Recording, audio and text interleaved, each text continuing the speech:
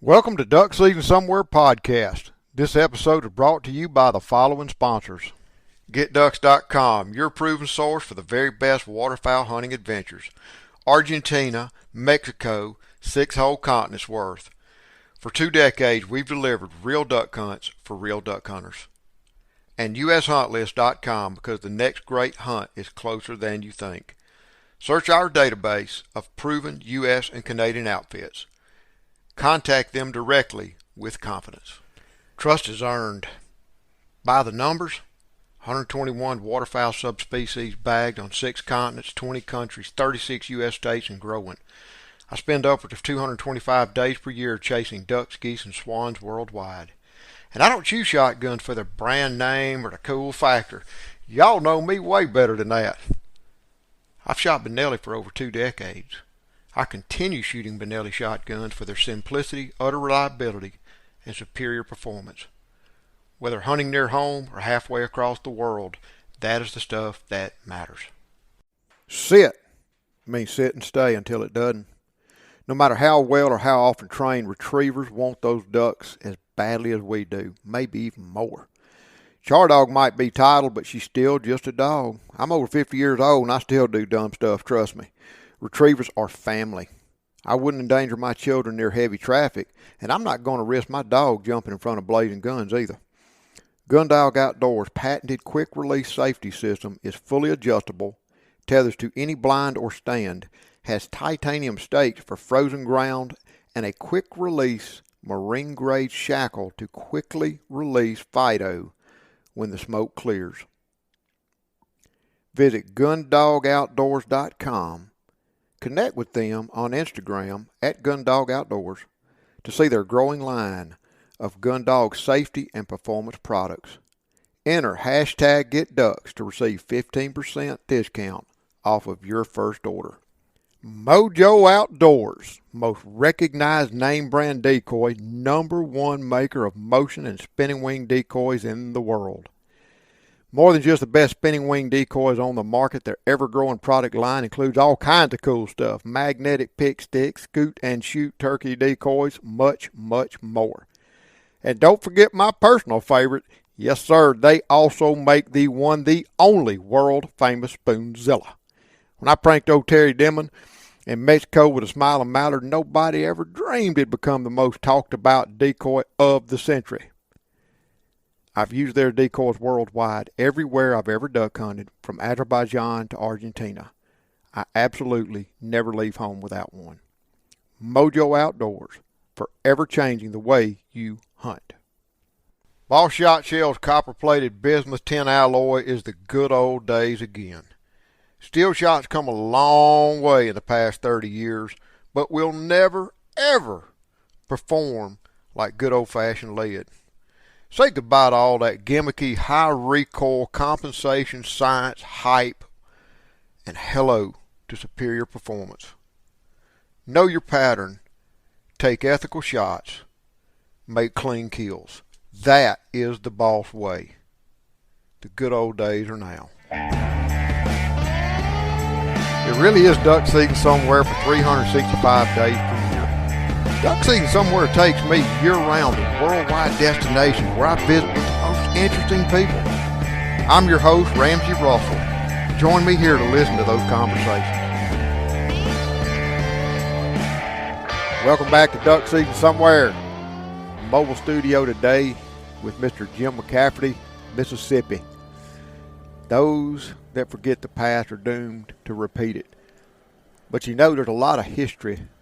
Don't you wish you could take a time machine and step back the real old days, the turn of the century, the market hunting, the glory, the pageantry, the old historic, I'd almost call it pre-civilization days. Don't y'all sometimes wish you could just step back into those days? Last year we recorded a podcast and we talked about a man named Holt Collier, one of Mississippi's most colorful historical figures, a bear hunter, legendary bear hunter. But there's other figures from that era. Mr. McCafferty has written a lot of cool books, knows a lot of this history. And I'm going to go ahead and just introduce y'all. Mr. Cafferty, how are you today? I'm doing great. How are you, Ramsey? I'm good. I'm very good. And glad we could finally get together. We've been talking about getting together for months now. And, my wife gave me a book, Bobo the Bear Hunter, back in the day. And I'd always heard of this guy. There's a Bobo, Mississippi up in the North Delta. And I get to hunt with a good friend of mine, Mr. Jim Cruz on Bobo Break, some of the best duck hunting I've ever seen. I know Jim Cruz. Yeah, he said, I think he's the one that introduced us. That's right. And, but it blows my mind that back in those days, before the railroad moved in or had just moved in, before that vast Louisiana, Arkansas, Mississippi Delta was cleared, what an Amazon-like jungle there was back in those days. Oh, you're not kidding. It was quite a place. The river overflowed at least once a year generally. Oh, yeah, and stayed up. And so there was not much chance for settlement or development. There were a few scattered plantations on the higher ground they call ridges. Of course, ridge in the Delta is a relative term. A few feet makes a difference when that overflow came. And one feature, of course, of that area was the canebrake. Vast stands of cane. And the cane is basically a type of grass, and it needs a lot of sunlight. So you only had cane growing where the woods had been opened up, either through a fire or through, a lot of times it would be from a tornado. Right. It would come through and knock the trees down. So you'd have trees scattered everywhere. And in fact, a lot of these big canebrakes, the old timers would refer to them as a hurricane because it was where a great wind had come through and knocked down all the trees. I bet. So in these canebrakes, you would have, a lot of times you'd have not only the cane growing just profusely. I mean, so thick you can't imagine, like quills on a porcupine's back. But you would have these trees down in it, and then you would have greenbrier and blackberry and all kinds of vines and creeper and stuff growing through there. So you would just have this impenetrable thicket. And even a lot of the game didn't stay in there most of the time. But it was a good resort for them when they were chased by a bigger animal or being hunted. And sure. So where you had these canebrakes, you usually had a lot of game around there. Mm-hmm. Who was Bobo? Who was Bobo? Robert Eager Bobo was his name, and he came from a South Carolina family. They had a number of Bobos had immigrated to Mississippi from South Carolina in the 1830s.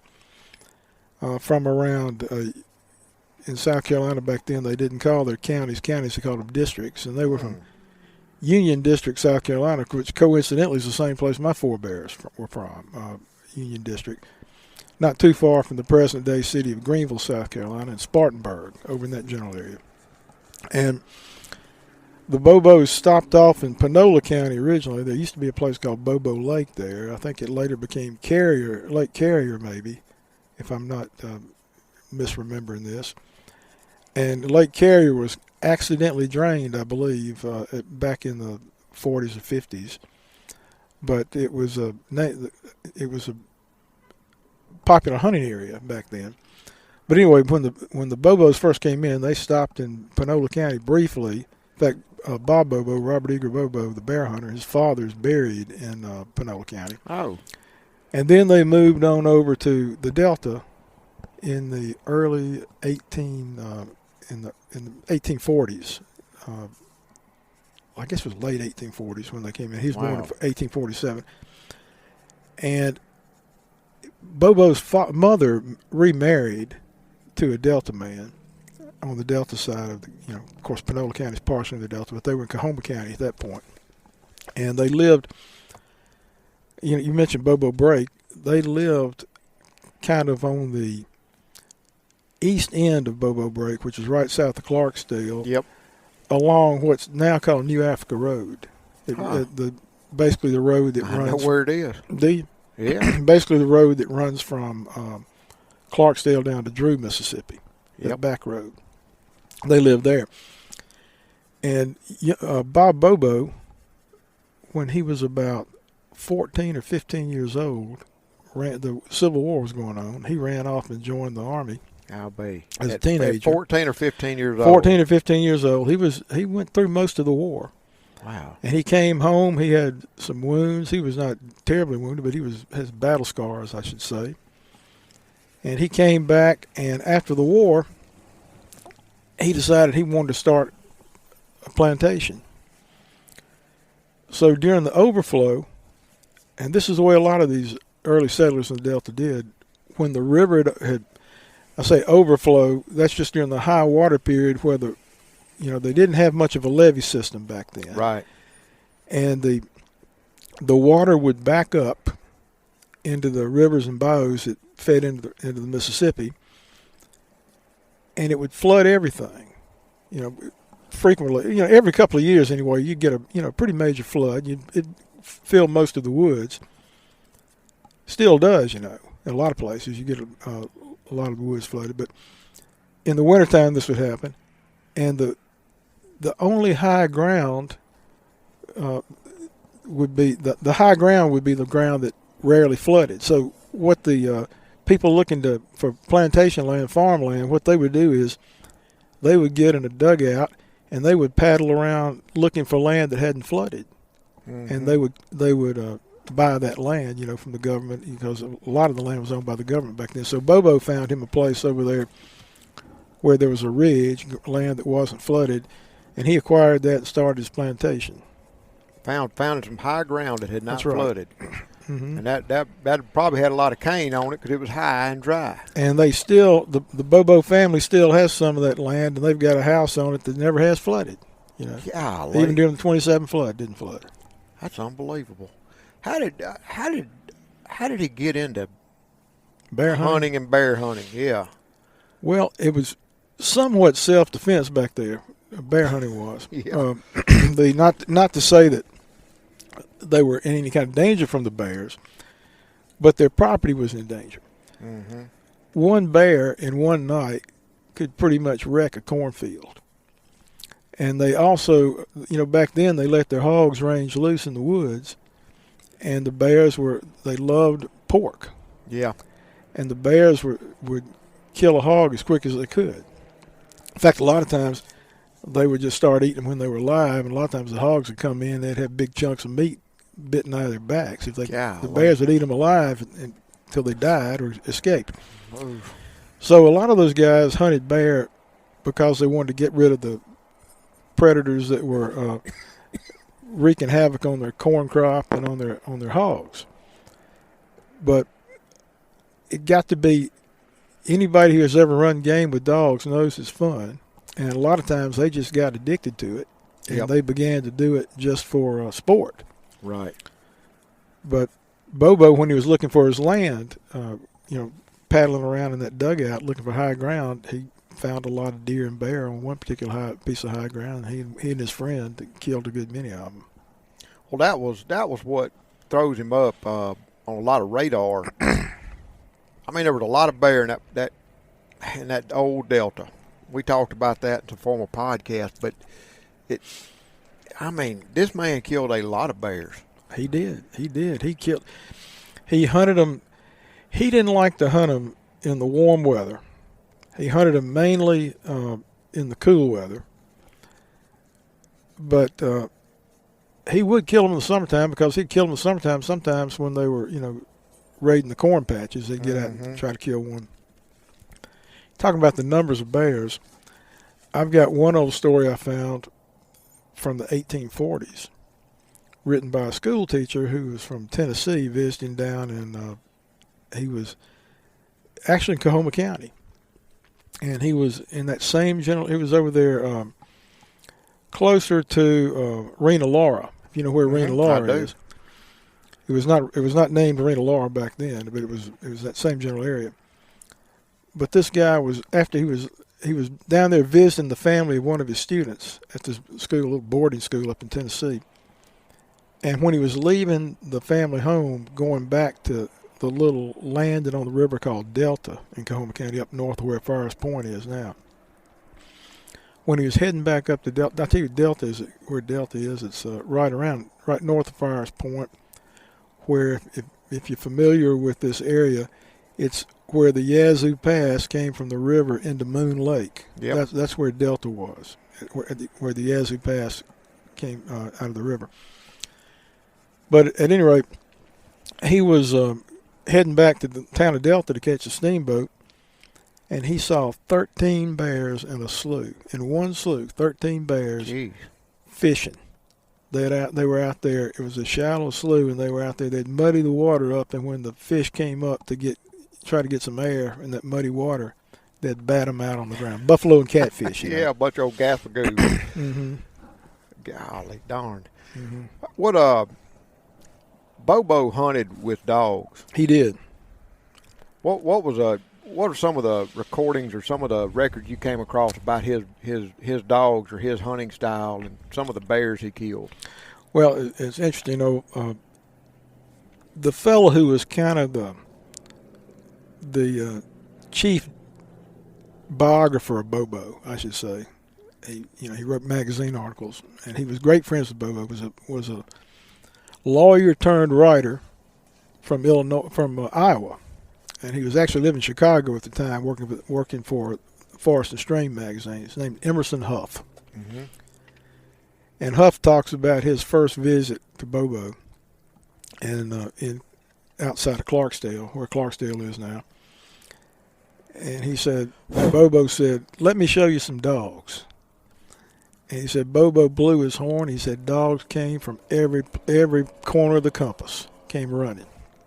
Well, he didn't have them in kennels. They were just out there around. They were just out there, and Bobo had a plantation, and he had people who were sharecropping for him and working for him who lived in various parts. And he had some of them would have his dogs. They'd use them, and then the only condition being when Bobo was going to bear hunt, they'd get all the dogs together. He might have 50 or 60 dogs when he went bear hunting.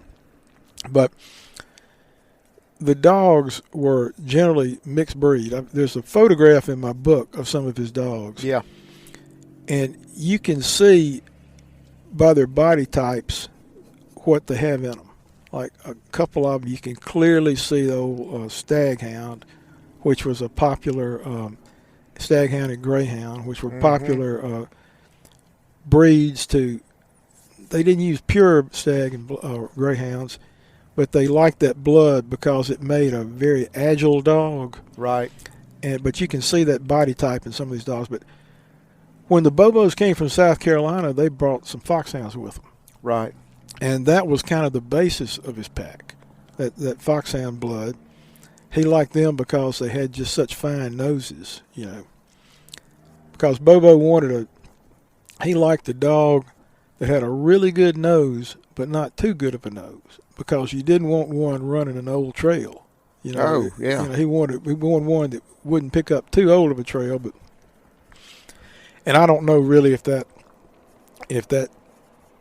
really means the dog had a real sensitive nose, or whether just the dog wasn't smart enough not to run an old trail. But what I'm getting at is he wanted a dog that wouldn't run too old of a trail, run a new trail, something they had a chance of catching.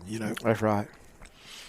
So he had the strike dogs who would find the trail, and then he had the other dogs that would confirm it, basically. Right. And then he had fighting dogs.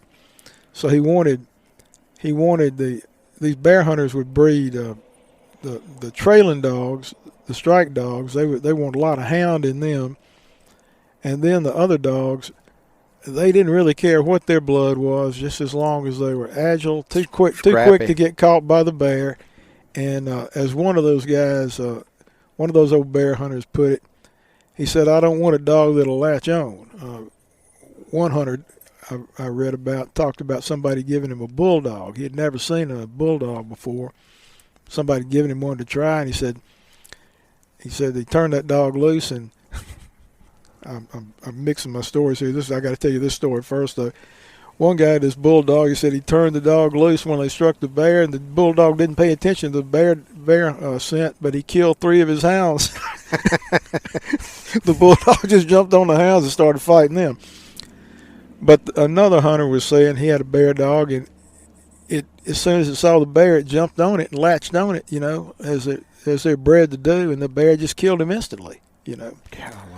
He said what they wanted was a dog that would not latch on, but one that would jump and snap at the bear and jump back. Jump at the bear, Bait just him, distract get him bait yeah, up, and distract him, and distract hold him in him, place. right. Get him and keep him from running and snip, bite and release and jump back. Mm-hmm. That's right, and agile enough to stay out of the bear's reach. I'm remembering one of the best rabbit hunts I ever went on. A friend of mine from East Mississippi came over to the Delta, and he brought an old guy with him that reputedly had the best beagle hounds. Now I know we're talking about a whole big difference of talking about swamp rabbits versus bears. But this man showed up with about 15 or 20 beagles, and every single one of them would strike. Every single one of them would pack. Mm-hmm. And they'd run those rabbits, and they wouldn't run a deer, and they wouldn't. And Dwight got to telling me about this old man, about how he had cultivated this pack of beagles for 30 years, and he said if he ever owned a dog that wouldn't strike a trail, he killed him. Mm-hmm. If he ever had a dog that wouldn't pack, he killed him. If he ever had a dog stray on a deer or something other than a rabbit, he killed him. And after 30 years of just getting that, he had the perfect pack of rabbit dogs. Mm-hmm. And I mean, it was unbelievable. So my whole point being, what made me think about that is how these guys didn't just go grab up dogs and turn them loose. They wanted a certain response out of their animals, and they spent time and dedicated time to building the perfect pack of hounds. They did. That's a whole different game than a force fetch lab that'll fetch a duck or a goose. Mm-hmm. I mean, that's a whole different critter right there. But that's amazing stuff. So they'd blow these horns and get these hounds assembled, and off they'd go on horses. That's right. They use horses. That's one aspect of bear hunting. A lot of times we don't think about it when we just think about bear hunting, but the sport as it was done in the Delta always involved dogs and horses. Mm-hmm. Now, there were some people who still hunted bear. There were a few. And the early settlers, some of them did that. In fact, some of the early people didn't like dogs. They preferred to, of course, that was before the bear were really disturbed, by hunting. They would prefer to set up along what they called a stepping path for the bear. Sure. The old place, particularly during the mating season for the bears, the bears would have a regular spot. They would walk back and forth, a lot of times near a water hole. Mm-hmm. And they would always put their feet in the same place, so you had just holes in the ground, where those bears ran. And what's interesting is Fanny Crosby. I don't know if you know that name, but Fanny Crosby did the early biological survey in Mississippi when the big game law first started back in the 30s, And she pioneered. She's the one that set up the original wildlife museum in Jackson. Okay. Fanny Crosby was. And she said that when she did this survey back in the 30s, they weren't sure whether any bears left in Mississippi, but they still could see their stepping paths over near Eagle Lake. Golly. But that was indeed a different time. Different time indeed. We were talking about Mr. Bobo's dogs, and I had read one time that he had such a famous pack of hounds that he sold some of his dogs to an African outfitter, and it's been way back when, in the early 1900s, late 1800s, that went on to become some of the most famous lion dogs on the continent of Africa. Are you familiar with that story? I'm absolutely familiar with that. That you're referring to Paul Rainey. Paul J. Rainey was a multimillionaire from Cleveland, Ohio. His father was in the coal business. He made coke, the fuel they used to fire the steel furnaces. It was kind of like coke is to coal as charcoal is to wood, Anyway, Rainey was born with millions, never worked a day in his life. All he did was hunt and play. And he bought a 12,000-acre place up north of New Albany, Mississippi, after coming down to the field trials up at Grand Junction in about 1898, 1899. There was a Dr. Rogers in New Albany who was a big bird hunter, a big field trial man, and Rainey came down and went hunting with Dr. Rogers and liked the area so much he bought 12,000 acres and then leased about 15 or 16,000 more. But he controlled close to 30,000 acres on the border of Union and Tippah counties up in northeast Mississippi, up there above New Albany. And one night, Rainey and his buddies were sitting around the fireplace, and Rainey said, "Wouldn't it be a great idea to hunt lion with these bear dogs?" Because Rainey had been hunting over there in Panola County, been bear hunting over there some, and he said, "Wouldn't it be great to try to hunt lions with these bear dogs?" Somebody said, "That sounds like a good idea." And Rainey's dog man was a famous bird dog trainer. In fact, he later was quite famous, wrote a couple of books on bird dog training. A fellow named E.M. Shelley. Wound up in Columbus, Mississippi. I had the privilege of meeting his daughter a number of years ago. She's dead now, but at any rate, Shelley trained Rainey's dogs. So they took some bear dogs over to Africa. Of course, Bob Bobo was still living at this point, and he still had his dogs, but Bob Bobo's son, Fincher Bobo, after his father died, Fincher never really was a big hunter. He hunted with his father just because he enjoyed being with his father, you know. But after his father died, he devoted his energies to running the family businesses. And about 1910, I believe it was, one of the heirs, I don't know whether it's Fincher or his wife or his widow, I'm not sure who it was, but somebody sold off the last of the Bobo dogs, bear dogs, and Rainey bought them.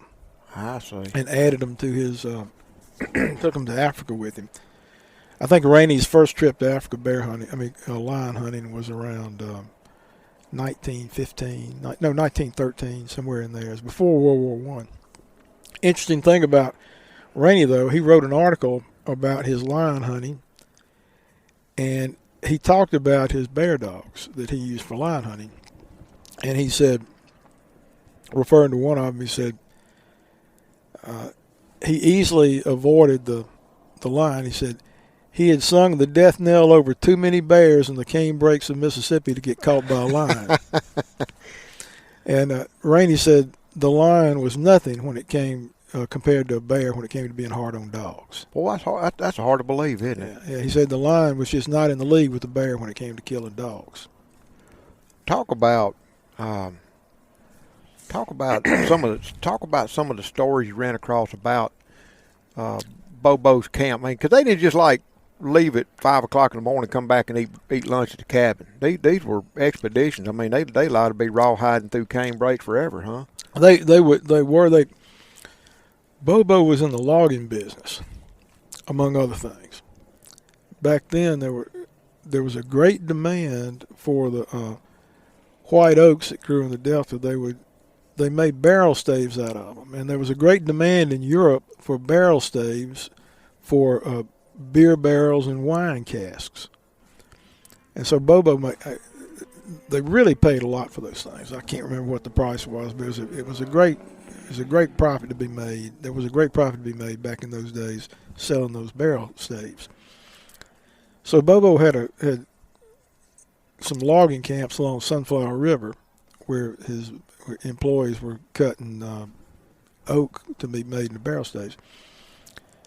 And the pictures I have in my book that are taken from one of the camps, from the descriptions I've seen, I'm confident that those pictures were taken at one of those old logging camps, because you can see the wood waste on the ground. It looks like chips of wood and strips of bark and things like that on the ground. But they would stay at those camps. They'd always take a cook with them. Now, I don't know that Bobo. I'm sure Bobo went to more rustic camps at some time or another, in all the bear hunting he did. But I haven't found any stories of his, tent camping or anything like that. Bobo usually hunted pretty close to home, but I've got plenty other accounts of these. They called them camp hunts back then, when they'd load up a wagon and haul off, go somewhere. I found how the camp was set up really had a lot to do with how wealthy the hunter was. Yeah. And some of them lived like Arab sheiks out there. Yeah. With all kinds of, fancy food and cooking. And other times they would just, it'd be a skillet and a bag of cornmeal and whatever they shot or killed, were caught out of the bayou, There was a character named Jimmy Dick Hill in the South Delta.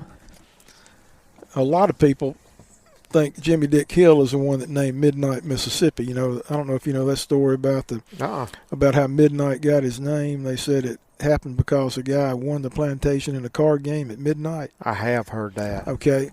Well, I've seen that attributed to Jimmy Dick Hill, but that was not Jimmy Dick Hill. That was something. If it was a hill, it was another hill. But there are a couple of old Delta stories that have been attributed to Jimmy Dick Hill, but neither one of them are true. But Jimmy Dick was a very wealthy man. His father was a cotton factor in New Orleans, and Jimmy Dick inherited, when his father died in a yellow fever outbreak in New Orleans in the 1850s, and Jimmy Dick inherited, among other things, 4 plantations along Deer Creek in the lower Delta. I'll be dang. And in fact, this old plantation house survived for the longest time. I think it finally was either burned or torn down in the 70s or 80s. But there's some great stories about Jimmy Dick had about camp hunting and what they would eat and everything. Jimmy Dick's another one of these guys that I've got a partial manuscript done on. I've collected stories he's written. There's so much stuff out there. I think I've about collected it all, though, from the old magazines. There were 3 major magazines in the 1800s: Forest and Stream, American Field, and Turf Field and Farm. And they had a lot of writers from the South in them. The people in the North, there's always been a fascination with the South in the country. Always, still is. And people, even in England, they would read these stories about bear hunting. A lot of English hunters came over to the U.S. and went buffalo hunting out west, and they went bear hunting in the South. And yep. So there's always been a great interest in the South and the West. I mean, we think about the West a lot as being the frontier, but the lower Mississippi Valley, the Delta country, truly was a frontier up until the railroads came in, until the levee system got built. The first decent levees came along in the 1880s, and then the railroads came in. And until then, it was wild country.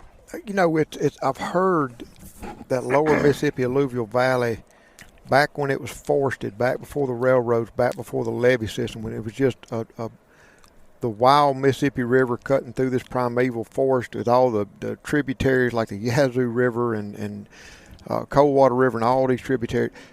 I've heard it described and seen it written in a research is that it was rivaled only by the Amazon basin in terms of its wild and remoteness and just wildness. Right. That's how I've heard this resource described. And that just, we're not talking 5,000 years ago. We're talking just really a couple of generations ago. That's right. That's right. Theodore Roosevelt, who hunted all over the United States, and he went down the Amazon too. Roosevelt went all over the place, and he said he was speaking specifically of the area around Tensas Parish, Louisiana, Tensas River down there, but it's the same country, right. Arkla Miss Delta, and he said the forests were unrivaled by anything until you got to the redwood forest of the West Coast. Isn't that something? Yeah, and I've seen descriptions talking about trees that were 40 and 50 feet to the first limb right. in the Delta, 6, 7, 8 feet through the middle. Right. We can't imagine what that's like. There's nothing around, no hardwood forest like that anywhere. I think the closest I've come to seeing something like this, there's a place called Joyce Kilmer Forest up in North Carolina in the mountains, where they've got a grove of yellow poplar, and they're massive. And that's the only thing I've seen that I think is anything like what the Delta would have been. It's been 3 decades at least since I was in grad school and college. Well, I made it quite that long, but let's just say 30 years ago. I can remember doing some hardwood research on Delta National Forest which is not too far from where the whole Hope Collier thing went. It's where the Sunflower River comes through. I guarantee you Bobo tromped through there on his horseback, chasing bears back in the day. It's as remote as that seems on horseback through the old Mississippi Delta when it was hardwood like this. But on that national forest, they have got something called the Red Gum Natural Area. Mm-hmm.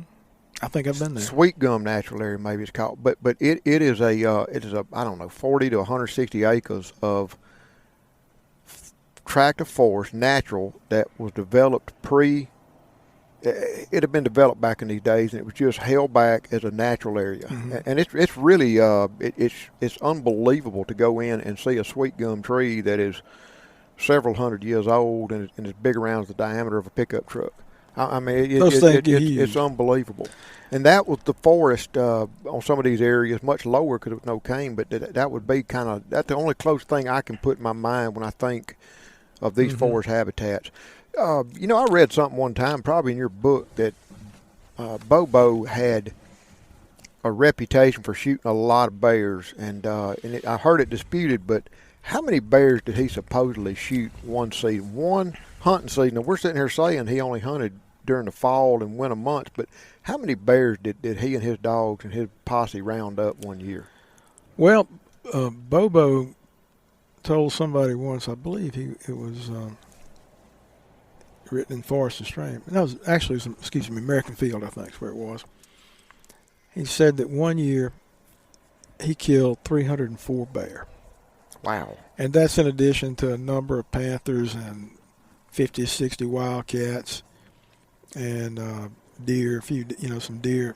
He really liked to hunt bear, though. That was his main thing. Everything else was incidental to the bear hunt. They might jump a panther on a bear hunt and kill the panther, but they weren't hunting panther. There were panther, and there were bobcats. There were, but Bobo, whether Bobo himself killed 304 bear or whether it was just 304 bear were killed in front of his dogs, I don't know, because back then the bear hunt was kind of a communal thing, and a lot of times they attributed the kill to the owner of the dogs. Right. Oh, okay. A lot of times they would, but I don't know. It's entirely possible he killed 304 himself, and didn't count the ones killed in front of his dog. Right. It's entirely possible because he hunted them hard. Like one year, Bobo said he did basically nothing but hunt bear one year. He leased his property out and just bear hunted pretty much all year.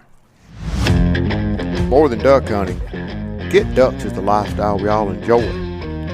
It really is always duck season somewhere. Check out our caps, t-shirts, hoodies, and more at our new GetDucks.com store. That's GetDucks.com/store. Thank you for listening to and for supporting this podcast. And remember, life short, get ducks. I read somewhere in your book, excuse me, they're busting through these dog hair thick cane thickets on horseback. And it's not like being dudded up fox hunting in merry old England's pastures. It wasn't gentlemanly. It sounded to me pretty hardcore. When you were talking about his son Fincher not really being a hunter, I thought of this pasture because I think it was him that had a sleeve of cane go way up his nostril, up into his cranium, and they had to sit there. And I'm thinking that would break me of riding through a thicket on horseback right there. Just the prospects of catching a piece of bamboo clear up my nostril into my eyeball socket. I can't remember whether that was Fincher or his other son, Bob Jr., who had that happen to him. But you're right, it's one of his sons. I'd have probably walked that horse back to camp and said, I'm done bear hunting. Yeah, and he I'm a wuss. He coughed out a piece of cane the next day. They thought they got it all out. And then they had another guy there. His name slips my mind at the time. He was an exhibition shooter for one of the big powder companies back then. He was a Canadian, I believe. I can't remember the guy's name, though. Can't think of it right offhand. But he got a piece of cane jammed in his eye, and they thought he was blinded. But it turned out he just had a bloody eye for a few days, and then he was fine. He could see. That's a tough guy. I'm going to tell you right now, that's just tough. Mm-hmm. That's just, I guess, the sign of the times back then. They're racing through the woods trying to head off these packs of dogs and head off the bear, get in front of them. And there a lot of times, because to avoid going through the canebrake, they're running down old dry bio channels. They got cypress knees everywhere. Gosh. I haven't come across where anybody had to fall off their horse because their horse tripped over a cypress knee, but you can see that's been easy to do. That's bound to have happened sometimes. Well, as tough as these bear hunters were, their horses and dogs were just unbelievably. They were. And, I've got a little file on my computer where I keep stuff about bear horses because that was a special animal. And some of these horses, they'd come in, they'd be bloody, they'd get cane up their nose too, I bet. And some of the horses didn't like it. Some horses didn't like it. They had to be forced to hunt. But generally, they didn't hunt on horses like that. Most of them had horses that just absolutely loved to bear hunt. Yeah. And they got excited when the dogs were assembled. There was one fellow named Shelby McPeak up in Tunica County. McPeak was a fascinating character, and I wish I knew more about him. I discovered this guy. His full name was not given, and I just figured out through some research who he was. But Shelby McPeak was on the Board of Supervisors after the Civil War in Tunica County, but he was probably in his 50s when the war started, but he was a Confederate scout. And back then, because the scouts were, if you got caught in civilian clothes armed by the Yankees, they'd hang you or shoot you. They assumed you were a spy. So the scouts didn't go armed. They didn't go armed. But he was a scout. And then after the war, he was on the Board of Supervisors up there years later. But McPeak had an old horse that was blind in one eye, probably got poked out by cane, and was,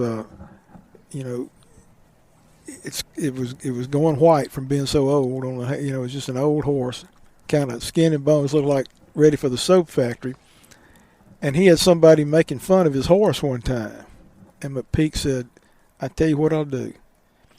You pick any horse you want, and we'll have a race through the woods and see who wins." Mm-hmm. And nobody would take him up on his bet. When he'd offer to bet him, nobody would take him up on it. That horse probably had some battle scars on him. He wasn't scared, was he? He wasn't. He was Shelby McPeak's right-hand friend. You know what's so interesting about that time and that era, and we talked about this in the whole Collier story, now we talk about it here. These guys were avid bear hunters. There were deer, there were panthers, there were bobcats, there was all kinds of stuff, all kinds of critters. A lot of wolves that we don't have anymore. A lot of wolves, but they like to hunt bears, and I know from some of the past readings and stuff about Holt Collier is he favored bears because that's what the logging companies and the labor for the logging companies, the levees, and the railroad, that's what they wanted to eat. They wanted that instead of venison if they could. Have you ever eaten bear meat? I have eaten bear meat. What did you think of it? That's funny. My wife's brother-in-law lives up in Greenville, Mississippi. Monty McGee's his name. I know Monty. I figured. Wow. Monty. Well, Monty killed a bear up in Canada a number of years ago, and I said, let me have a piece of that bear meat. And this was 30-something years ago. And he gave me a shoulder off the bear. And this was a spring bear, and the spring bear is not known to be the best cut. The best season for bear meat because they're not very fat. They're just coming out of denning up. The best time to eat a bear is in the fall. But he gave me this meat, and I had one of these old kettle barbecue grills, and I built a fire in it. This is back when we were having some cold winters. I was living in Oxford, Mississippi, and there was snow outside. It was a cold night. I built a fire in that grill and put that piece of bear meat across on the other side away from the coals, so it wouldn't be directly over it. Put a little pan of water under it, covered it up, cooked it overnight. Went out there the next morning after going out there. There's still some smoke coming up out of that grill, and there's snow and ice everywhere. And I pulled the lid off that thing. That smell hit me, and it was just rank. I said, oh, man, I can't eat this. I'm going to have to throw this away. But I said, I'm not going to do it without tasting it. So I took the smoke dissipated, and I cut a piece of that meat off. It was delicious. I don't know why it smelled so bad when I first pulled the lid off it, but it was just delicious. And I took it to a game supper we were having that night. The local Soil Conservation Service sponsored a game service up in Oxford back then every year, and I took it to a game supper, and there wasn't a scrap of it left. It was good meat. I got to tell you my bear story. I'd shot a bear years ago up in a spring bear up in Saskatchewan, many years ago. Climbed a tree with me. That's another story. That's a true story. But I got chased by one on the Appalachian Trail one time, but go ahead. Well, this guide had made a big freaking deal to all three of us in camp about do not let a bear in a tree with you. And, of course, the first freaking bear, the big bear that I see, comes up a tree with me. And but that was way back in the mid to early 90s. I was a young man. And, it says something to me. I mean, I'm like, Hope Collier and all these bears, and so I started asking around, talking to people, and everybody's like, "Oh man, the bear hunters I know. If you ever eat a bear, you'll never eat another deer." I said, "Come on now, I mean, now break about the same time I was in college, I used to have this old man over on the river. I'd go do some work for him in exchange for hunting on that club he was in. Best squirrel hunt I'd ever seen. I think it was on Kings Point. There's good squirrel hunting up there. It was unbelievable. There's good squirrel hunting. And see, he didn't care to squirrel hunt, so I'd shoot my squirrels and his, and then I might bring them back and go back and shoot our limits again. I was a young man back in the day. And so anyway, I show up one time, and he had some coons cooked. And he explained to me in great detail. Now, I got to tell you, walk in a little old trailer camp house, and it smelled delicious, but it's a raccoon. Mm-hmm. A raccoon. I mean, I don't know about eating no dang raccoon. But he explained to me about you got to get the small ones because they got the glands, and you do this, and do that. And all he did was he put 3 small coons in a tin-foil pan with some, I believe, sweet potatoes, salt and pepper, covered it up, roasted it. And I don't know that I've eaten raccoon since, but I did eat triple helpings that night. It was unbelievable. So I just, there's just some things. I eat everything. It's pretty good stuff at raccoon. I've had coon too. It's good. real dark meat. It is, but it's rich. And I can remember, Mike Morgan, the late Mike Morgan, and I talked all the time about, I would ask Mike, is there anything you won't eat? And he would say, I don't eat blue food. Oh, you mean blueberries? No, I eat blueberries. Blackberries? No, I eat blackberries. Well, you think about it, what ain't blue? I don't know. Yeah, but the man would eat anything. So when me and him traveled, we were up for eating whatever the locals would eat. Woodcock meat's almost blue. So dark. Almost, but it's good. It's good. It's good eating. I love woodcock. I do too. And so anyway, I found myself in North Carolina this year. I was going to duck hunt. And my host said, "Would you like to shoot a bear?" And I go, "Really?" He goes, "Well, yeah, it just the tag and whatnot, And I said, "Well, yeah." I said, "Why not? I'll try one." Well, North Carolina's got big bears. They're legendary for massive 500, 600-pound bears. I'm no trophy hunter. I just want to shoot a bear. And besides that, everybody told me the best eating are just, the smaller bears. Was that the mountains or the lowlands? It was the lowlands, yeah, okay. Hyde County. And I go and they put out some peanuts. Some field run peanuts, combine run peanuts. Had some bears fed up. As we're going out to the blind, one of the boys was explaining to me, there's 4 bears, and ain't none of them real big. One of them's bigger than the other 3, but they're all legal. Well, that's one thing, because you got to be 75 pounds to be legal in North Carolina. The last thing I wanted to do was shoot an illegal bear. And so I got to tell this story now. I'm all the way in. So I'm sitting there, and this first bear that steps out, I think it was about the only bear I saw that day. First thing at first glance, I go, that thing's tiny. I ain't shooting Boo-Boo. I'm here to shoot Yogi. I ain't here to shoot Boo-Boo. And they ain't got to be Yogi's daddy, but I just want to shoot a good-sized bear. I don't want to shoot a tiny one. This little old bear came up, and at a glance, it looked tiny. And but he started feeding, and there was an old log or something there, a stump, sitting there next to the pile. And he was eating, and he laid down, and he ate, and I watched this bear for an hour. And he stood up, and he kind of went left and went right, and I got to see all sides of him. And I'm thinking, man, I have shot 1,000 or 1,500 wild hogs in my life, and I know a 150-pound hog when I see one. Mm-hmm. And I'm looking at this bear going, oh, that's every bit that 150 pounds. Got to be. I mean, he's that wide, he's that tall, he's this long. Boom, I shoot him, and I walk up to him. Let me just tell folks listening, bear don't translate to wild hog. This thing was tiny, just like I thought he was tiny, but he was legal, but legal by a good margin. And we skinned that thing out, and I got home, and I said, well, I'm bound and determined to try this thing. So I took one of those hams, and I deboned it, and I put it in a crock pot with a recipe that it's a southern pot roast recipe where you put pepperoni peppers and a little ranch dressing and you roast it. And I walked in the camp house after deer hunting that evening. I'm like, oh my gosh, it made my mouth start watering. And I opened up the crock pot lid and look, it was rich. There was a gravy in there, and we started serving it. And we cleaned out that whole roast. Just three of us, me and Mr. Ian and Forrest cleaned it out. And 2 nights later, I cooked it again. And 3 nights later, I cooked the third roast, and it was delicious the first time. And you know what? The best thing about it is now that a lot of people I know in North Carolina know that I'm after a small bear, I got all the invites in the world. I don't care nothing about no big rank bear that won't eat good. I just want a good eating bear. And it really, you got a small one would be a good one, wouldn't it? It's rich. It's a rich. It's got a lot of fat, and I can remember us just taking gobs of this big white fat off and throwing it to the side. Next year I'm going to take all that fat home and render it down because I believe that bear grease would be good to cook with.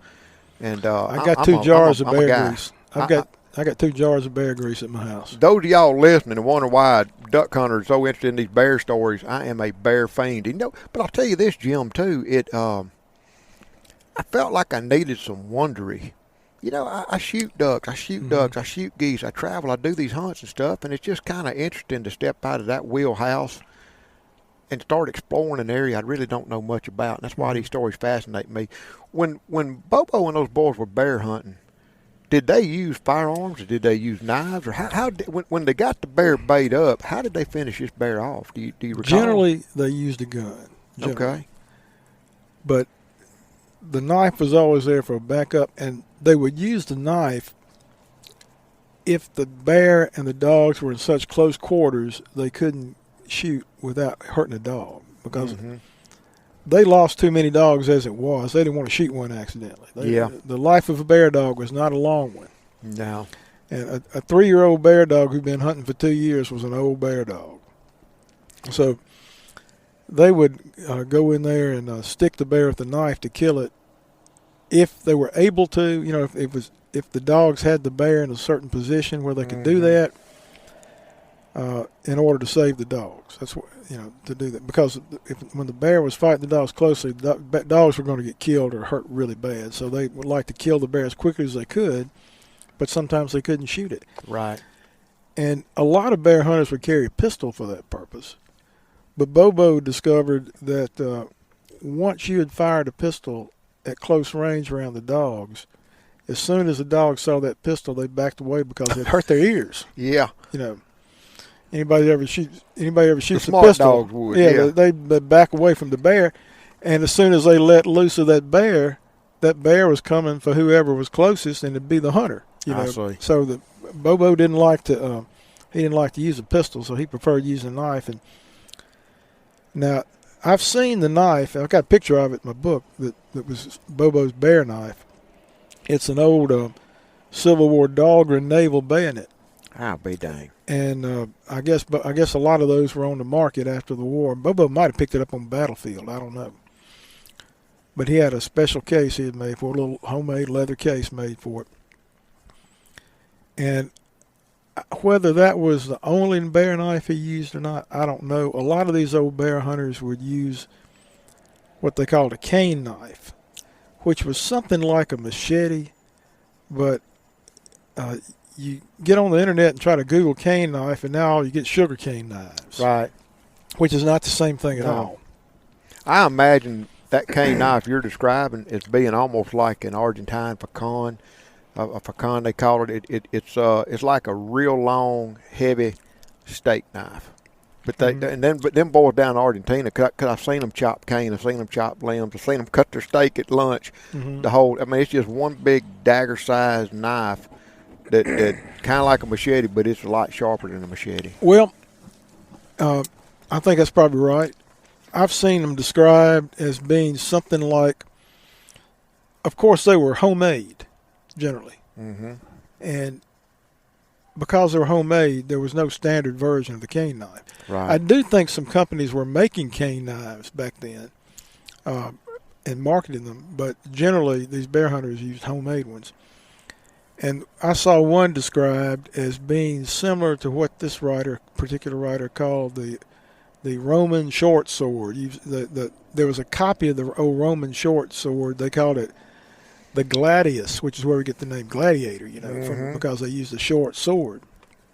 But there was an artillery sword in the Civil War that was a copy of the Roman short sword. And I've read that it really wasn't good for much anything except cut and fuse for the cannon. That's what basically these soldiers used it for.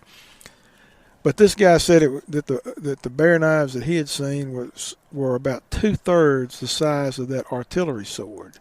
In other words, probably had a blade about 18 inches long and was pointed and sometimes sharpened on both sides. Yep. So they could cut either way with Sure. it. But they were also, some of them were just essentially a large Bowie knife.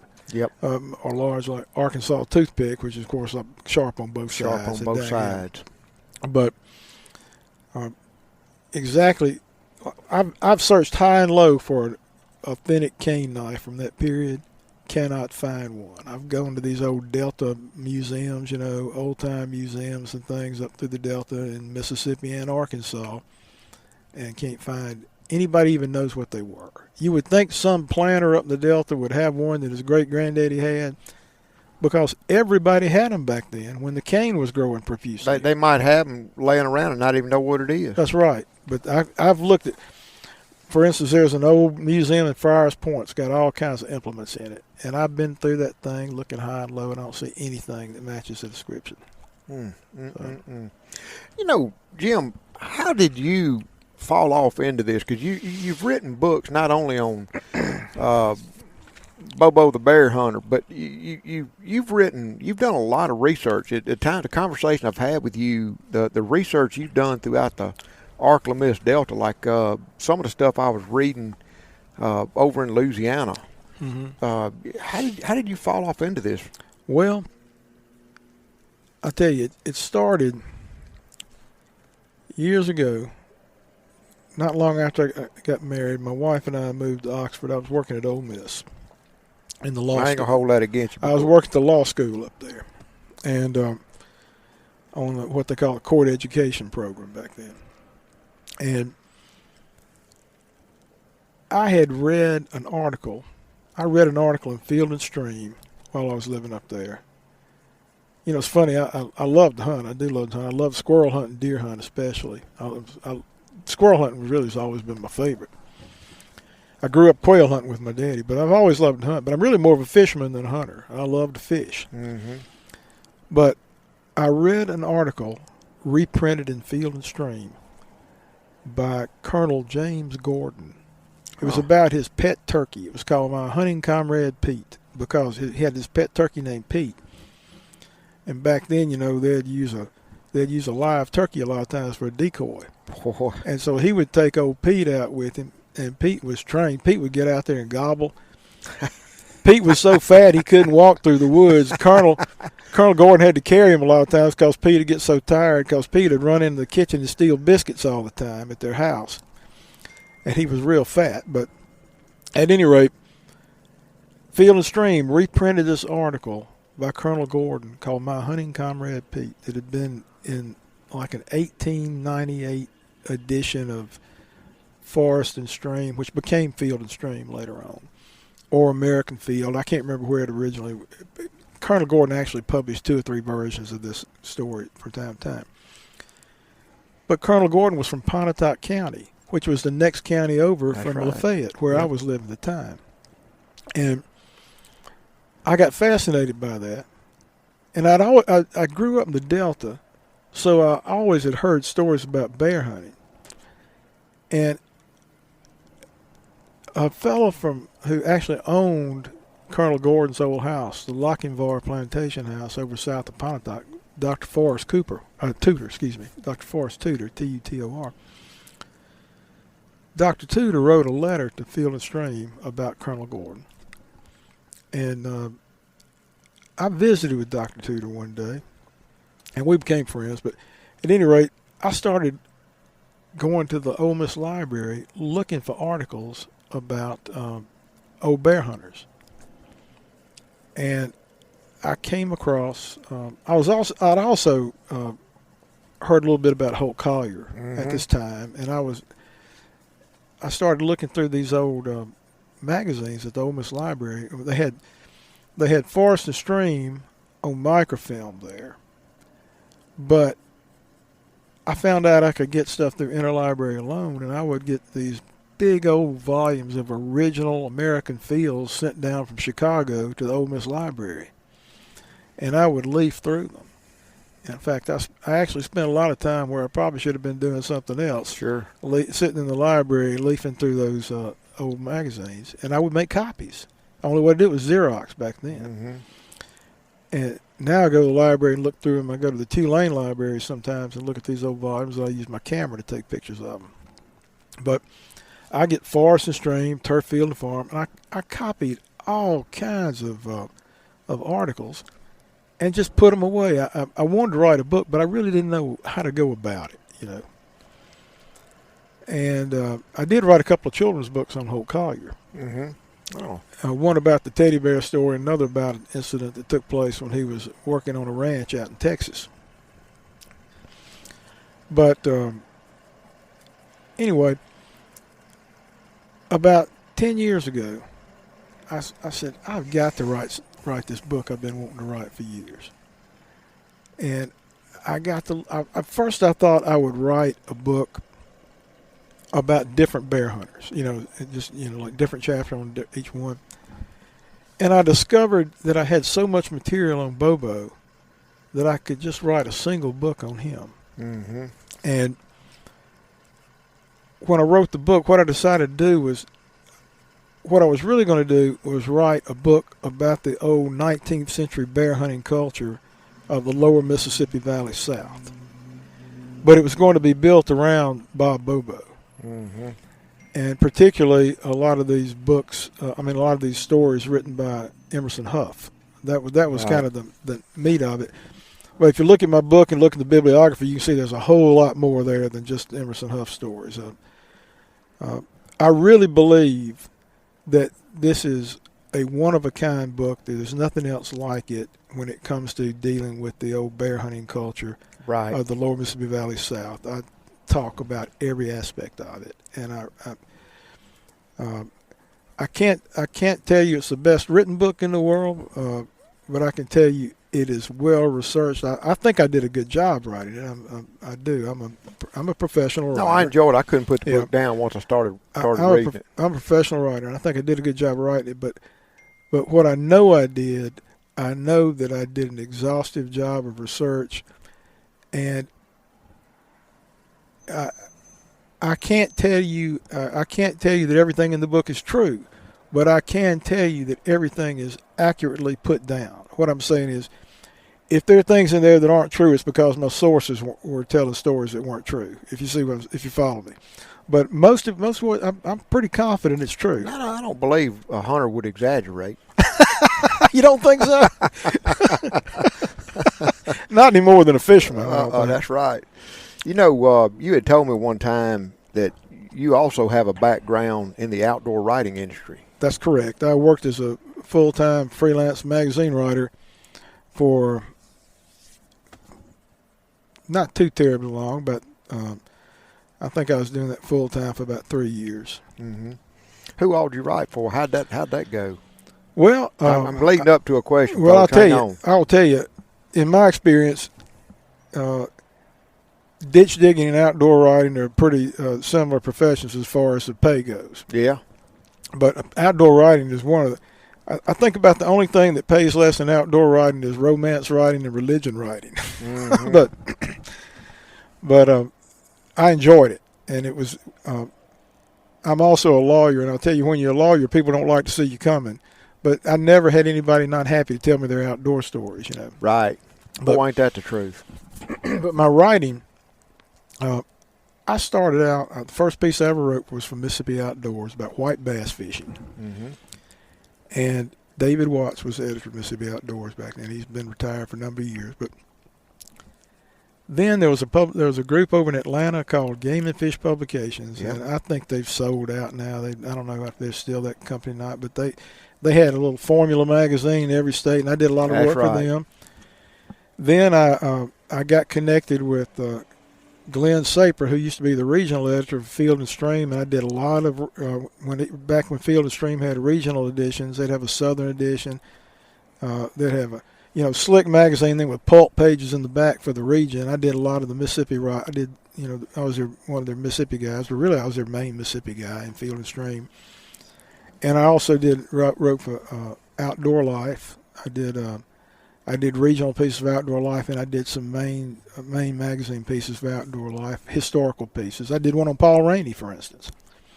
Did one on Theodore Roosevelt. Did one on George Custer. Not many people know George Custer was an outdoor writer. And a taxidermist. That's right. And I did some pieces on George Custer. I did a piece on George Custer for them. But I was writing a good bit for any kind of outdoor magazine, that would buy stuff from me. And I did some travel writing, too, back in those days.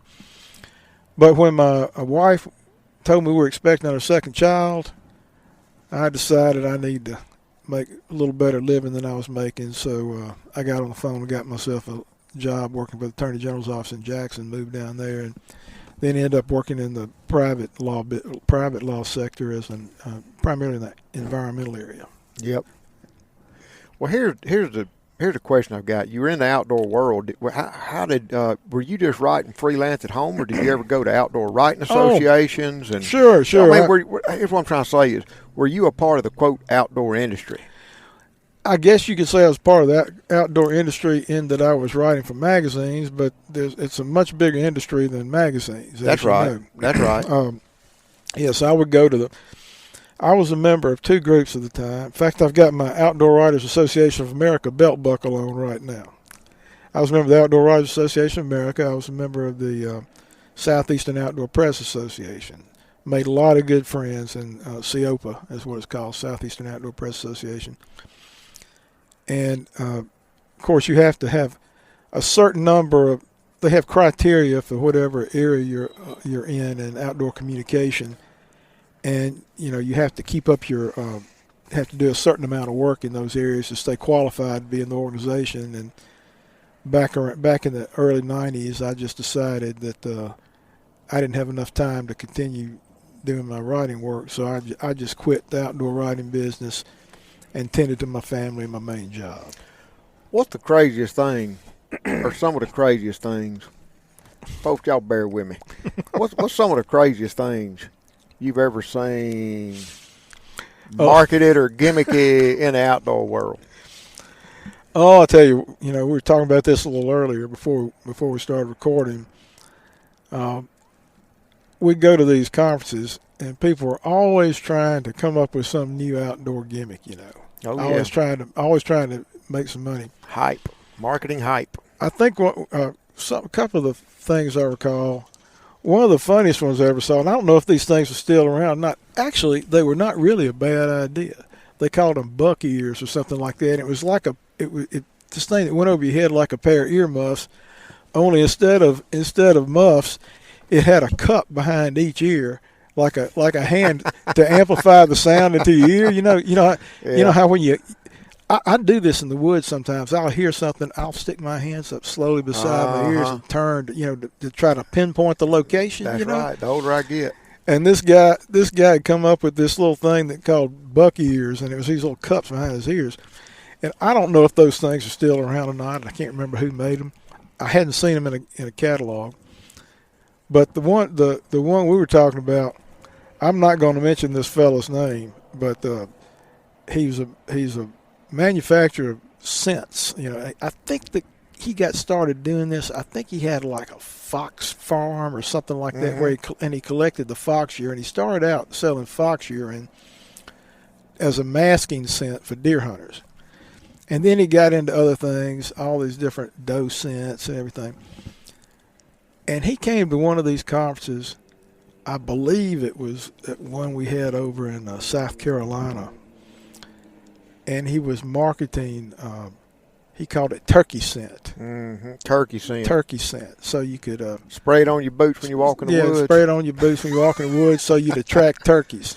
I wonder if a turkey can smell. Well, it's interesting you say that, because I've one of these writers I've collect stuff on actually had a series of articles on whether birds could smell or not, and he was convinced they could not. And I don't doubt that a turkey can smell, but I'm pretty sure their sense of smell is negligible and has nothing to do with with the eyes they have. They don't need to smell. Yeah, The reason I ask you these questions, and the reason I was trying to lead up to that, is we were talking over a cup of coffee before the recording. Back in this day that this story takes place, back in the turn of the century, 1900s, that golden era of sport hunting, hunters were different. Mm-hmm. They were different.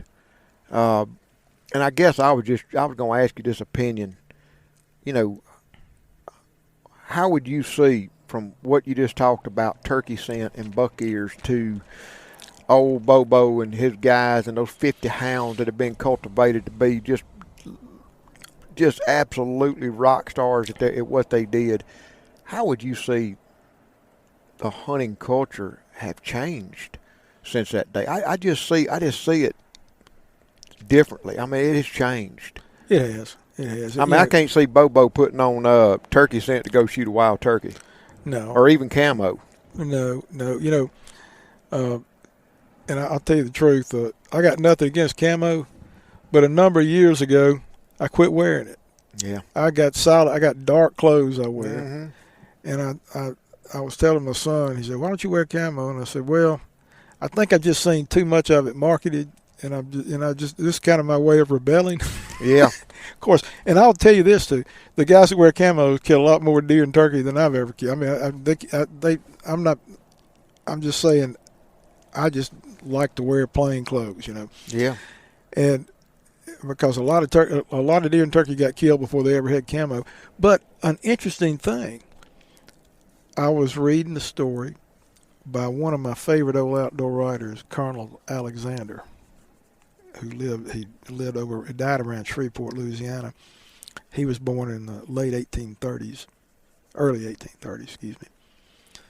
But Colonel Alexander had a great story about a turkey hunt, about this turkey he was trying to kill.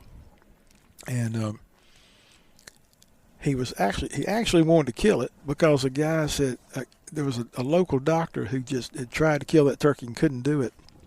And he said, "I'm going to throw a party for anybody who kills that turkey." And old George wanted the party because he had seen this girl that he was sweet on, and he knew she'd be at the party if they threw a party, and he wanted to go to the party where that girl would be. And he tells a story about how he plotted to kill this turkey so he could meet this girl. And the girl became his wife, actually. And it's a great story. And there was an older black couple. They were free. This was in slavery days. Right. And this was a free black couple who maintained kind of an inn, a public inn on the road there near where they had seen this turkey. And they catered to hunters. And he went by there, and the lady of the house made for him a calico mask, mottled cloth, kind of dark. She made him a kind of a veil to wear when he turkey hunted. It was like camo, it was dark. Cover that face. It was dark with spots on it, Mm-hmm. And I thought, well, they had camo of a kind back then, even, And he got that turkey. It's a great story. Now, you gonna write that in a book one day? Oh, I've got it in a book. I'm working on this. This is I believe I told you earlier that I knew the 3 times great grandson of this gentleman, and he's a young man, lives here in Mississippi, and he's actually got the old Greener shotgun that his 3 times great grandfather owned. Wow. Yeah, it's an amazing story. This is an amazing man. This is what I do. I'll get started on one book, and a lot of times I'll jump to another one before I finish that one. I've got like 4 manuscripts that are halfway completed. Uh-huh. And then I'm working on one right now that I'm indexing right now. So as soon as I get the index finished, I'll give it one last proof, and then I'll set it up. I do most of this stuff myself. I even lay it out for the printer myself. Mm-hmm. I've got the typesetting software to do that. And when I finish this is a book about W.W. Titus, who is the father of the bird dog championships at Grand Junction, Tennessee. And at any rate, the next one I'm getting back to is an Alexander book. But some books are more in-depth than others, like this book about Titus. Like this little book I have on the hunting bear and panther in the Old South by Dr. Henry J. Peck of Sicily Island, Louisiana. I've read that. That was good. This is quite different from the bear hunter. I wrote an introduction to it, biographical, and then I just published his writing with footnotes explaining some of the things, that modern readers might not be familiar with, about, the types of guns they used. I found this interesting because it had so many descriptions of. You were talking about the way they camped, back then. Right.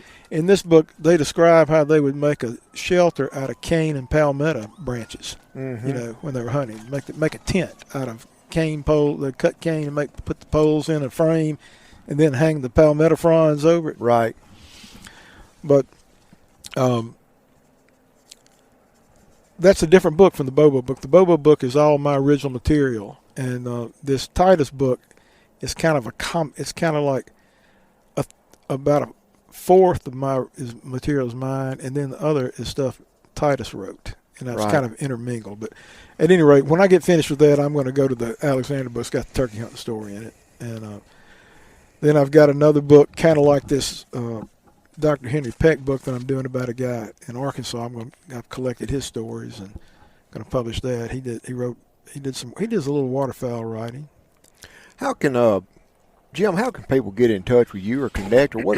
Tell people a little bit about how they can connect with you or some of your writings. Okay. Well, I'll tell you what.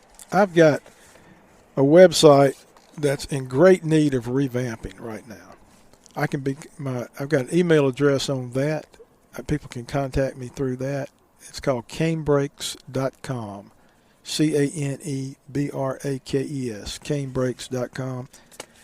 And I can be contacted info@canebrakes.com through that website.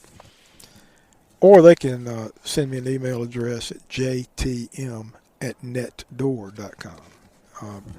But the canebrakes.com has descriptions of my books on it. Like I said, the website is really out of date, needs revamping, and I haven't done anything on it in a while, but it's still got my contact information on it. One of my projects for this year is to greatly improve that website. And I was doing a little blogging at one time on there, and I hope to get back to doing that some.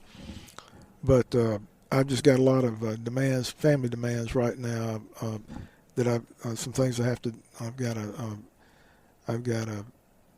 relative.